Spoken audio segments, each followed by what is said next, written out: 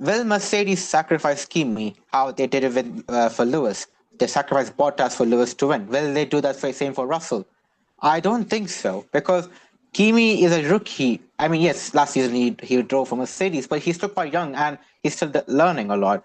Will Mercedes harm his development and like basically make him sacrifice a lot of his potential podiums or point even wins for helping Russell? And I don't think so. one could say that Kimi could adapt much more faster than Russell could, right?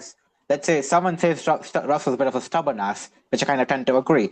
And Kimi, he's still developing, so he might get more familiar with the awkwardness of the car. So if he gets more faster than Russell in the same car, will Mercedes shift their focus from Russell to Kimi? Can they even focus on one driver to begin with? It's a bit of a confusion because this is the dilemma that Mercedes is in.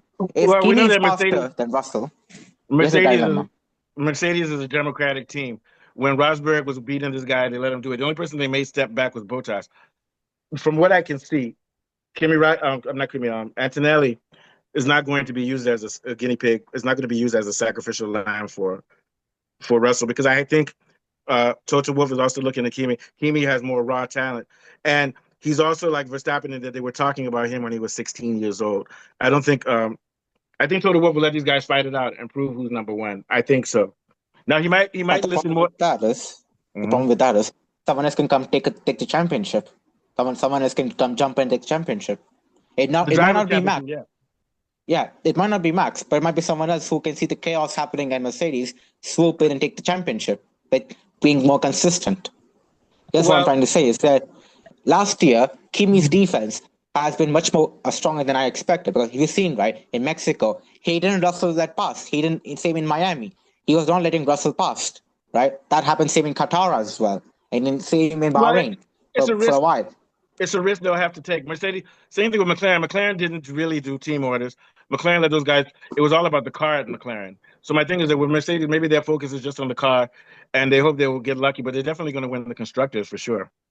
The way They've I been the look at it, constructors, but to that's me, the it goes problem. against the spirit of F1. This is just my personal view, to to sacrifice one driver for unless there's a big difference between them, like Schumacher and Barrichello or something. You get my point. Very It goes hello. against Yeah. let these guys race each other. Fuck all that, because to me, there's a deeper. For F1 is a sacred sport. Nobody gives a fuck. We want to see these two guys race, even if they lose. One of them lose the driver, just like when Hamilton and what's his name Rosberg.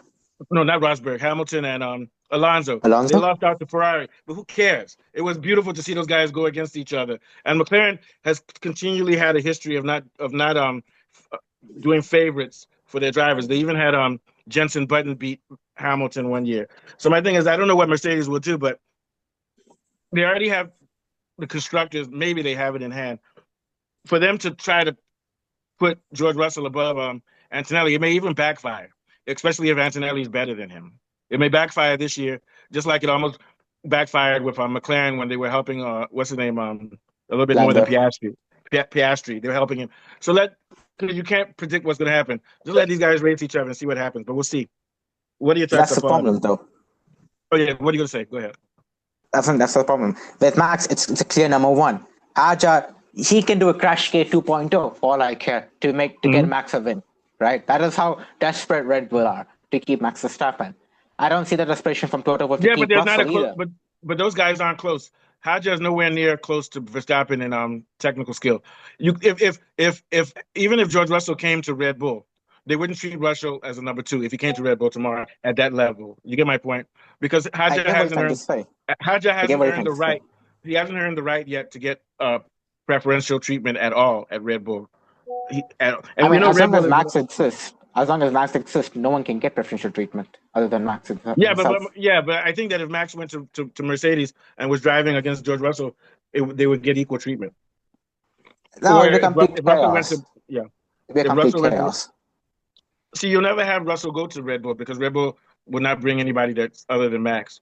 But Hajar, they have to think about this. If Max leaves, then they're gonna have to find another driver or put their money in Hajar or Lindblad.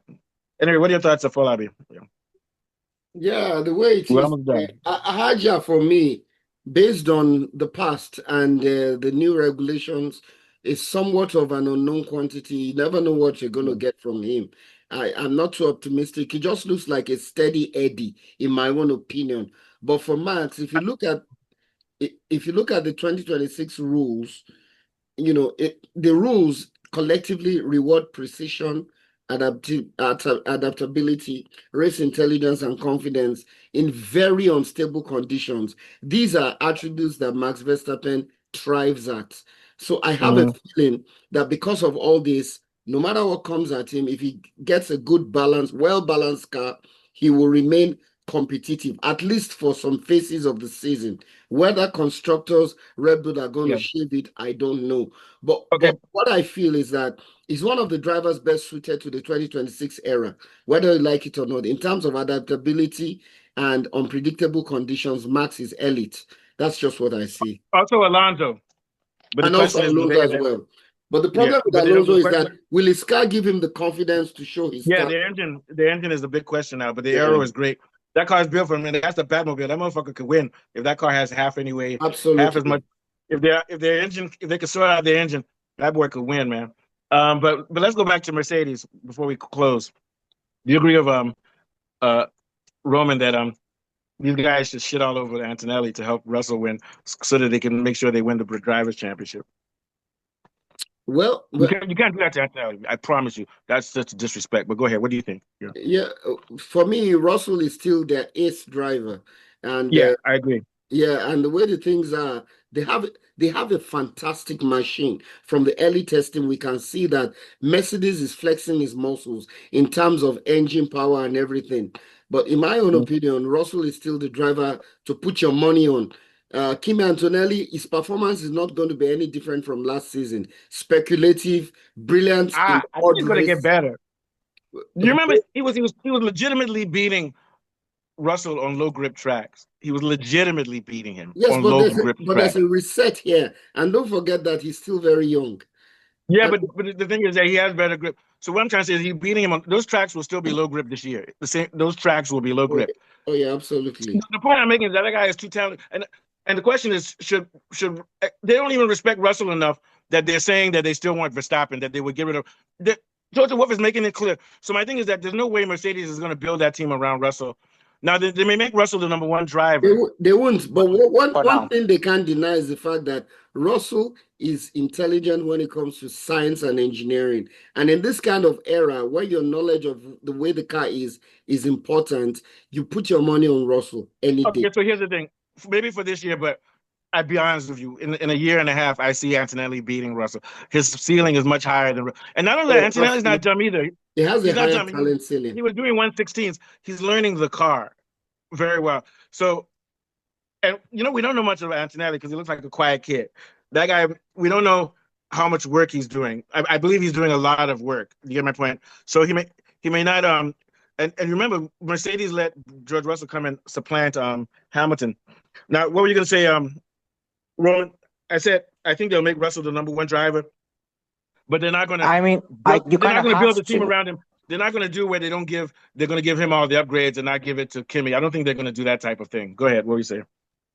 I mean, you kind of have to in a way because if you're serious about fighting a championship, then you kind of have to do it. Because here's the thing: with last McLaren's year, not it's going to with, do it. McLaren's not going to have a number one driver. yeah, but with them, it is quite. It's basically in their foundation. With Mercedes, this is nothing new to them.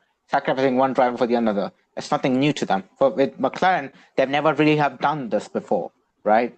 But here's a simple thing that we can kind of understand: is come Melbourne, that George Russell is faster than Kimi Antonelli, right? Then we could say, all right, focus on Russell. But that's just one race. I would say wait till Miami. After Miami, if George Russell is still faster than Kimi, then you can't say that, okay, still focus a bit Okay, on but see, Kimi as well. that's different though. So Roman, that's different because at Red Bull, it's not even the first six races. You have no chance at all. So at least what you're basically saying then is that Russell and Antonelli will have to fight for number one, and it will be determined after six races. That's not the same as at the beginning of the season saying Russell's your number one driver. And of course, after six races, then you can say, okay, let's since Russell's winning, let's put our energy into him. But that's totally different. You didn't tell me that that's how you were framing it. Yep. Now, I think that's what Mercedes might have to do because they can't stunt both of the driver development. With Kimi, he's young, so they can't stunt him by making him do sacrificial things for Russell. With Russell, he's their best chance to get a driver championship. In ultimately in Formula One, constructors really doesn't mean much, does it? Driver championship is what everyone really talks about, remembers, and whatnot, right? Hey, Kool-Aid, who said? I mean, not Kool-Aid. Who said that last year when everybody was telling me constructors is more important? Nobody gives a fuck about constructors. Kool-Aid was saying that. Nobody gives a fuck about constructors, man. Papaya guy, do you remember who won 2008? Just so we know. Do you guys know who won 2008? Constructors 2008. I don't know who won. My guess is that it was in 2008 it was McLaren. And no, it was Ferrari. It was Ferrari. Okay, but McLaren disqualified. Raikkonen won it. Raikkonen won the championship that year. Raikkonen won 2007. Raikkonen won 2007. You're right. Hamilton won 2008. Yeah. Mm-hmm. Yeah. Mm-hmm. Hamilton won 2008 the drivers' championship, and Ferrari won the constructors in 2008. So that's the difference. Nobody cares. That's the difference. Yeah. No one cares about constructors. Only people care about the drivers because drivers are the human part of Formula One. Everyone cares about the human part, not the machine part. Machine part are cool, like for us nerds, but people care about the human factor, right? The humans lifting the trophy up with the team's name, right? That's what people care about. That trophy. Nobody gives a fuck when the whole team carries the trophy like McLaren every year. Nobody gives a fuck. Well, I remember when it looked good when Red Bull, when Perez and Verstappen, or when which other teams, when the Mercedes had their 1-2s, or when your first car is 1 and then your next car is 3 or 4. It doesn't always have to be 1 and 2. When your second car is 6 or 7, I think that you have to look more. So when Verstappen was winning, this guy was coming second or fourth, and there was still a big gap between the two of them. Perez, yeah. But I mean that gap is now gone. I think going back to Mercedes and Antonelli. Antonelli has, even if he has a higher ceiling, it's wiser if you're Mercedes to let Russell take the lead because there's things even outside of Formula One that can affect Antonelli. He's still literally barely a child. Yeah, so I mean, he might have all the abilities in the world, but he can become a Capriati. You can become a Jennifer Capriati. Let me tell you what I've seen with Antonelli. You need to watch him carefully. I think that give him halfway through the season before you now let him start trying to challenge Russell. Antonelli jumped into that car at the age of 18 last year and beat Russell in several races just off of his pure, not just his talent. The guy improves. He listens. I've looked at that kid. Kid has no ego. He listens. He's like, oh, Uncle Toto, what should I do? This kid is, that's how he is. I'm serious. He's very compliant. Very compliant. But might as well call him father. Might as well call Toto father at this point. Yeah. So he's already showing me good work habits. He listens. He doesn't come out here saying I'm this and that. He's not.